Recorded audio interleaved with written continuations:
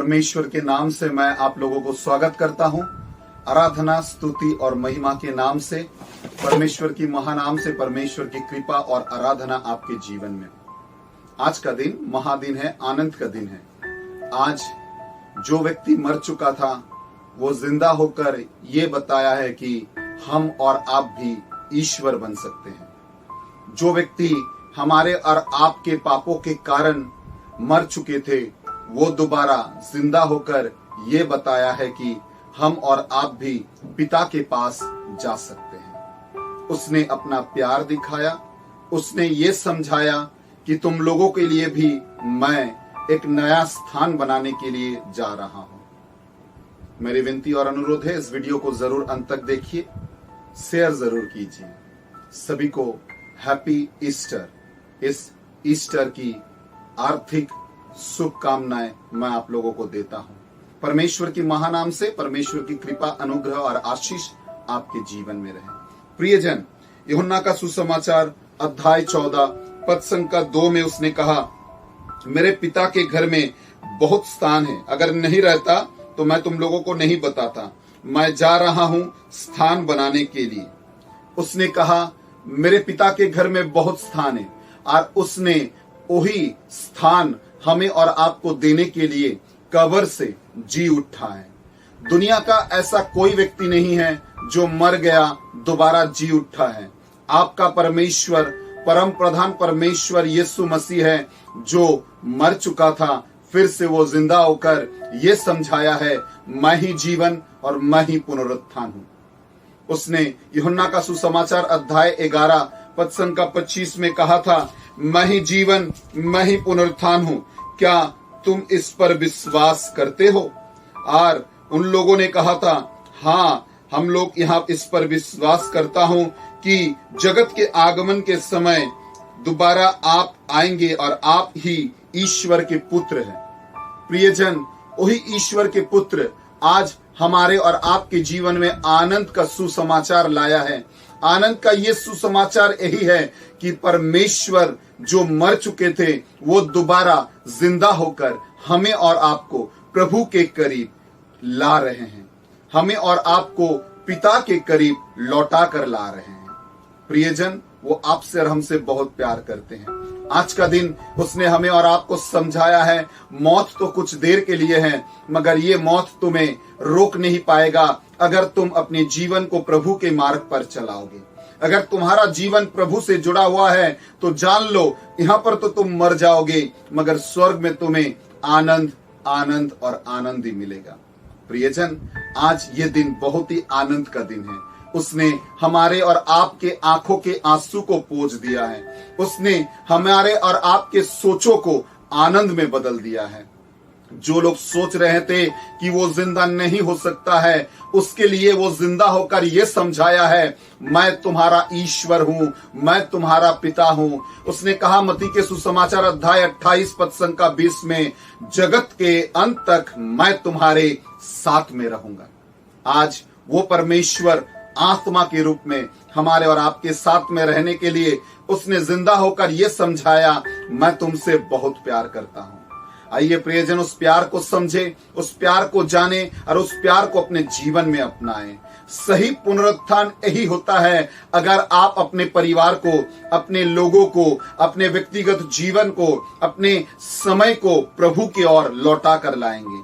जो मर चुका था अगर वो जिंदा हो जाएगा, जैसे कि आपका समय जो परमेश्वर से आप चुरा लिए थे, अगर वो परमेश्वर में लौट आएगा तो आपका पुनरुत्थान हो जाएगा। जैसे कि आपका परिवार जो प्रभु से दूर हो चुका था, अगर वो प्रभु में लौट कर आएंगे तो पुनरुत्थान हो जाएगा। जैसे कि आप जो प्रभु से दूर हो चुके थे, अगर आप प्रभु में लौट कर आएंगे तो पुनरुत्थान हो जाएगा। लूकस के सुसमाचार पुनरुत्थान के बारे में परमेश्वर ने सबसे सुंदर और सबसे महत्वपूर्ण समझाया है।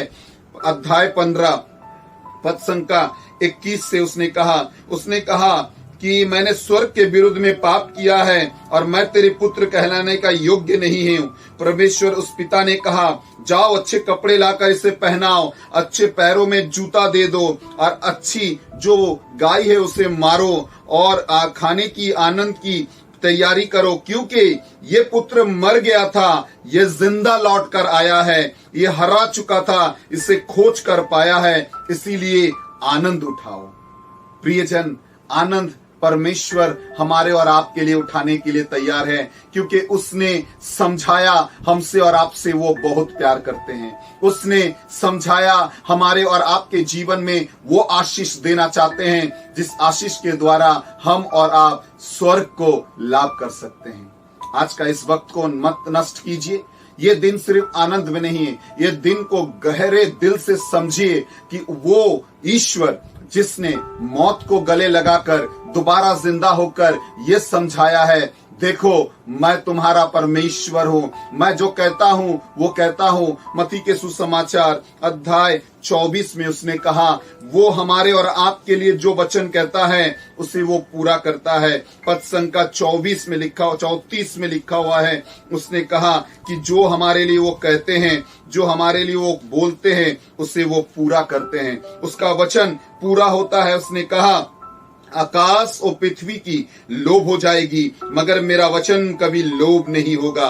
मत्ती के सुसमाचार अध्याय 24 पद संख्या 35, आसमान और दुनिया का लोभ हो जाएगा, मगर मेरा वचन कभी लोभ नहीं होगा। और मैं ही एकमात्र व्यक्ति हूं जो स्वर्ग से नीचे आया हूं, और मैं ही एकमात्र व्यक्ति हूं जो स्वर्ग पर दोबारा लौट कर जाऊंगा। मैं तुम्हें लेकर जाऊंगा, मैं लेकर जाना चाहता हूं, मैं तुम्हें आशीष देना चाहता हूं, और मेरी आशीष तुम्हारे साथ में रहे।